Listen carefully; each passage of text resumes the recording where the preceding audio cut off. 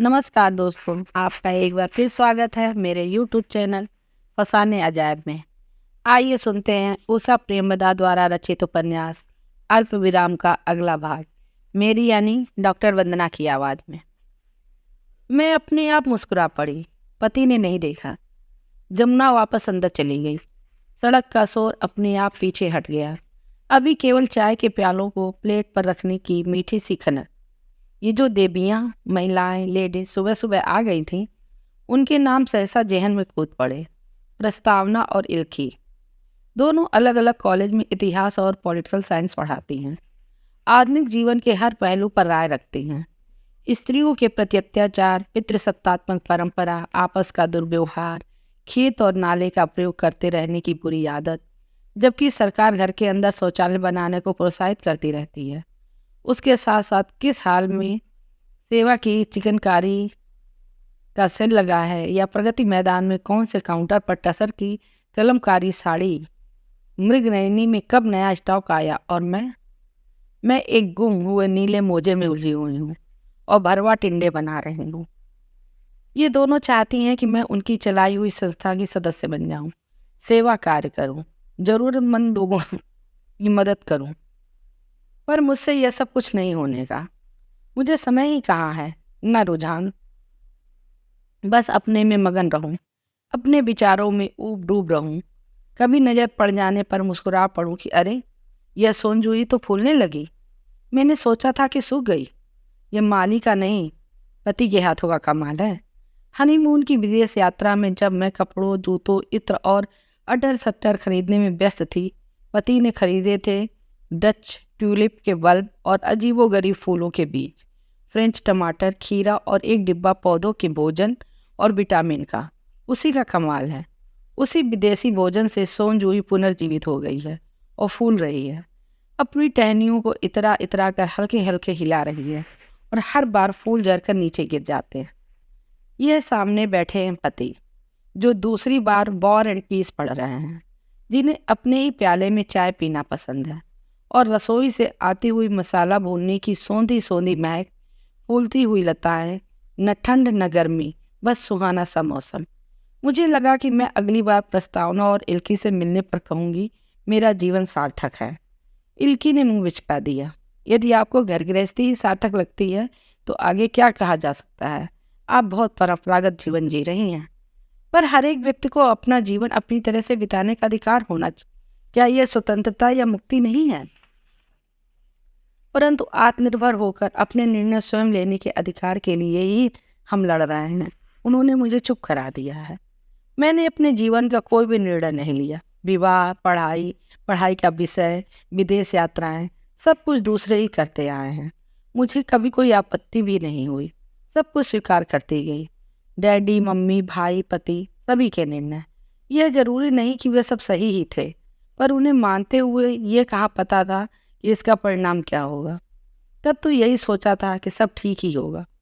यह तो daddy mummy ने स्वयं स्वीकारा था कि 17-18 साल की उम्र में अच्छा लड़का सहज ही सामने आ जाने पर तुरंत फुरत मेरा विवाह कर देने में उनको कोई गलती नहीं लग रही थी। मम्मी ने कितना सिर पीटा था, बिलाप किए थे, रोई थी, इतना कि किसी ने ध्यान भी नहीं दिया कि मैं मुंह लपेटे चुपचाप पड़ी रहती थी, पर मेरी आंखों से एक आंसू भी नहीं टपका। वह बात बहुत पुरानी हो गई। मुझे यही अच्छा लगने लगा है। पूरा तत्वविद पति जब वे मुझे प्यार करने लगते हैं तो लगता है जैसे इस पागलपन का कारण यह है कि यह अंतिम समागम है, पर ऐसा होता नहीं है। यह विक्षिप्तता, आकंठ, आकुलता उसी क्षण समाप्त नहीं होती, पर इसी में जीवन की सार्थकता नहीं है, है ना? सुनिए, मैं कह उठती हूँ, इन देवियों को आप घर पर ना बुलाया कीजिए। अगर विचार विमर्श करना ही है तो आप अपने कल्चरल सेंटर में मिल लिया कीजिए। आपको अच्छा लगेगा। हम इस विषय पर बात कर चुके हैं क्या? मैं कहते ही जान गई हूँ कि मुझे बिल्कुल अच्छा नहीं लगेगा। बिना सोचे समझे कुछ भी कह देने की यही प्रॉब्लम होती है। नहीं, मुझे बिल्कुल अच्छा नहीं लगेगा कि एक इंटरनेशनल सेंटर के लाउंज में घंटों बैठे बैठे बतियाते रहें और बोतलों पर बोतलें किंगफिशर बियर खुलती रहे। न मुझे यह अच्छा लगेगा कि मैं पति का पुछल्ला बनकर वहाँ बैठकर वाद विवाद सुनती रहूँ, जो मुझे एकदम निरर्थक लगता है। आने दें, घर ही आने दें, मुझे कोई फर्क नहीं पड़ता, मैं कमरे में चली जाया करूंगी। आप नारी मुक्ति का नारा लगाने वालियों से इतना डरती क्यों हैं? आप तो स्वयं मुक्त जीवन जी रही हैं। मैं चुप हूँ, मेरे पास कोई जवाब नहीं है, कम से कम अभी। फिर भी कहती हूँ, कैसे? जीवन के महत्वपूर्ण निर्णय लेकर वो मुझे खिजा रहे हैं, मुझसे विवाह का प्रस्ताव रखकर। मैं मुस्कुरा पड़ती हूँ अपने आप। मेरे लिए हर बार मना। मैंने तो आशा ही छोड़ दी थी। फिर अचानक बात बदल कर कहा, मैं उन्हें बता दूंगा, रसू और इल्ली को, कि आपने ही मुझे प्रपोज किया और ज़बरदस्ती शादी भी करवा ली। अब एक यच्छी की तरह रिझाने वाली मुद्रा में विचरती रहती हैं। बेचारा पुरुष करे भी तो क्या करे। मैं चुप हूँ मगर मुस्कुराने लगती हूँ। एक हाथ में चाकू, दूसरे में खीरा। मैं काटने क्यों हूँ पर रुक जाती हूँ। क्या ये सार्थक है, ये जो मैं कर रही हूँ?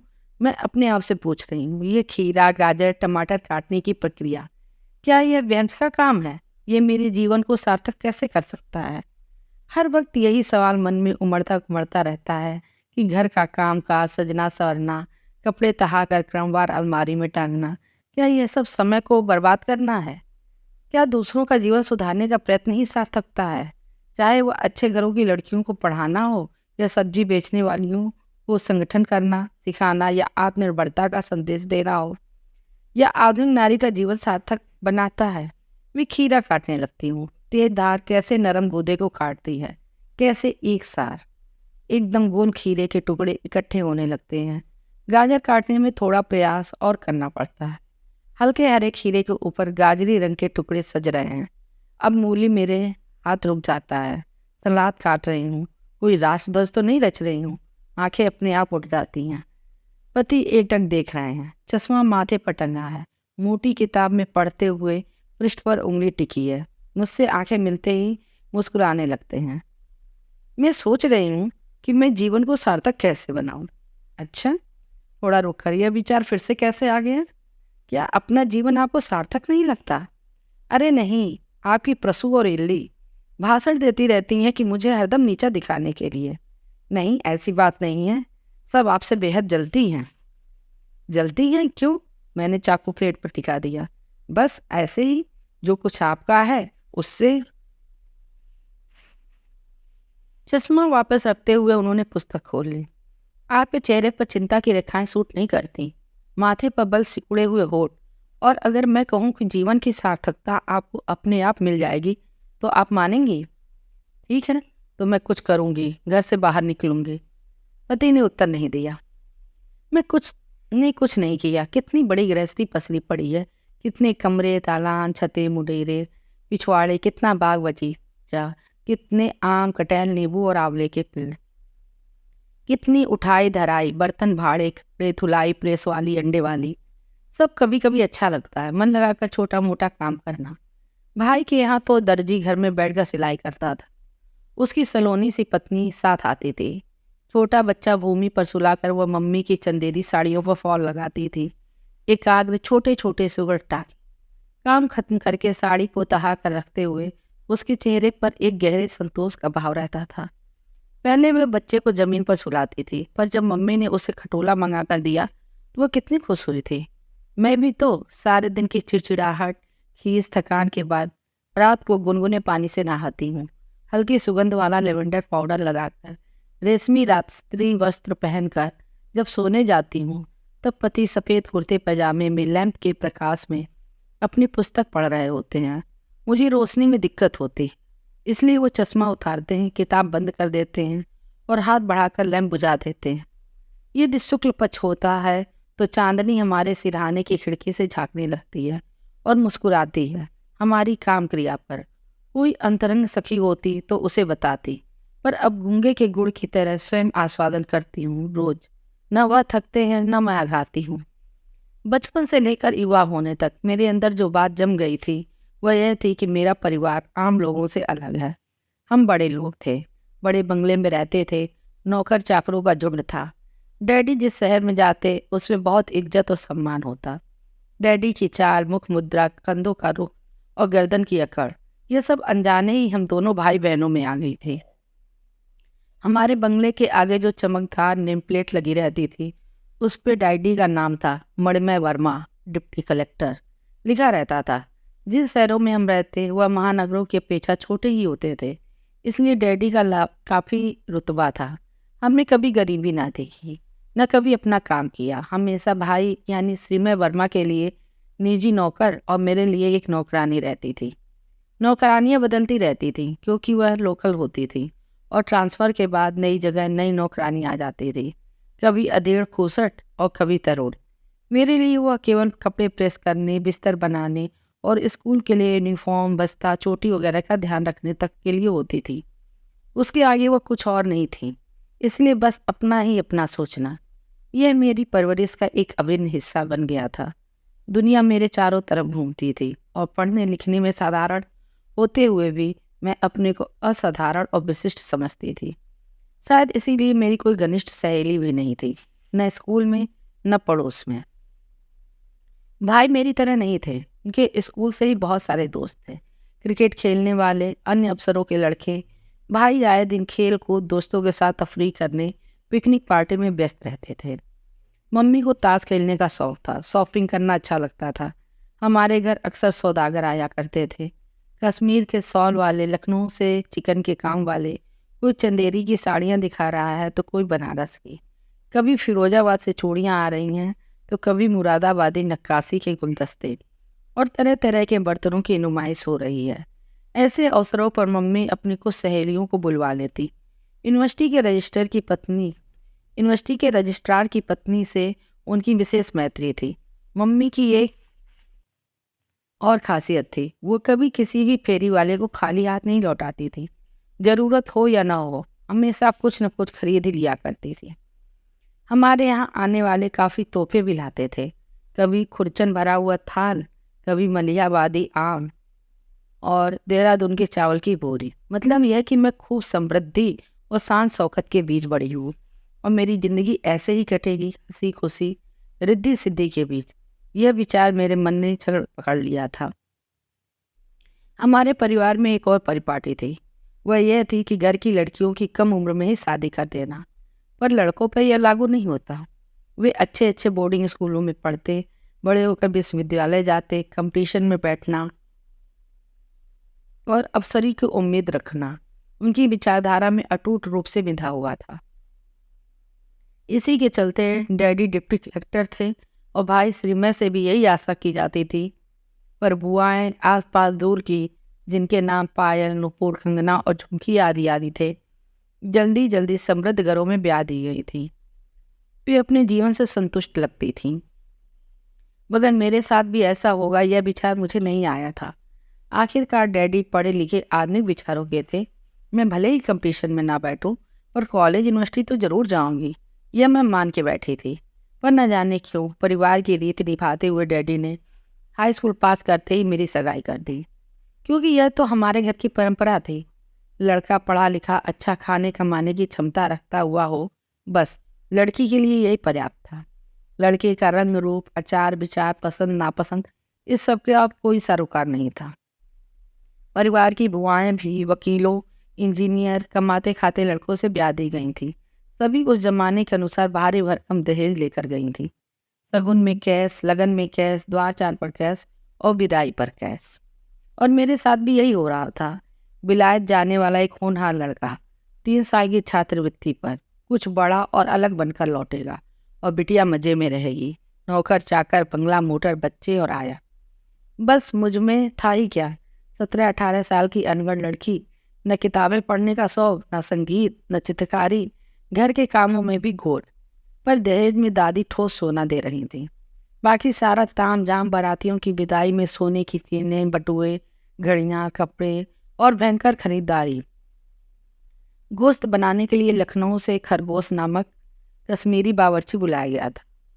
बारात के लिए कई बैंडों का इंतजाम भी डैडी ने ही किया था। पिछले महीने ही मेरी 17वीं वर्षगांठ हुई थी।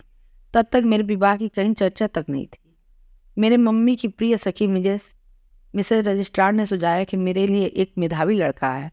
वो 3 साल के लिए विदेश जा रहा है, वहाँ पर PhD करने के लिए। उसे शायद छात्रवृत्ति भी मिली है। पत्नी यहीं रहेगी, 3 साल बाद डिग्री लेकर लौटेगा। तब तो किसी भी उच्च शिक्षा संस्थान में खटाक से नौकरी मिल ही जाएगी। क्यों, क्या कहती हैं? पापा ने मम्मी से पूछा। अच्छा लड़का जब आने से टकरा रहा है तो सोचना क्या, जाकर देख आइए, मम्मी ने कहा। पापा गए, देखा, पसंद आ गया, हाँ करा है। लड़की के पिता इलाहाबाद यूनिवर्सिटी में रीडर थे, अब दिवंगत हो चुके थे। पढ़ी लिखी संभ्रांत माँ थी, 2 छोटी बहनें। माँ ने बेटे का पूरा पूरा मोह लाका था और पापा जो उसे देने में समर्थ थे राजी हो गए थे। ये लोग मेरे फोटो से ही सहमत हो गए। पापा तो लड़का ठोक बजाकर देख ही आए थे और मैं स्वयं नहीं जान पा रही थी कि मैं करूँ तो क्या। कभी कोई निश्चय लेने का अवसर ही नहीं मिला, न ज़रूरत समझी। अभी मुझे मिसेज रजिस्ट्रार ने, जो इस छोटे शहर में मम्मी की निकटतम सखी थी, मुझे एक युवक का फोटो दिखाया था। पसंद कर लो, उन्होंने कहा था। मैं चुप। फोटो ठीक ठाक था, गौर से या बारीकी से देखने का यह समय नहीं था। फिर मुझ में हाँ या ना तो पूछा ही नहीं जा रहा था। पापा ने जो ठीक समझा, 51 गिन्नियों से टीका कराए। द्वार 4 पर 101 और न जाने कितने तोले के आभूषण, जिनमें कमर की तगड़ी अनिवार्य थे।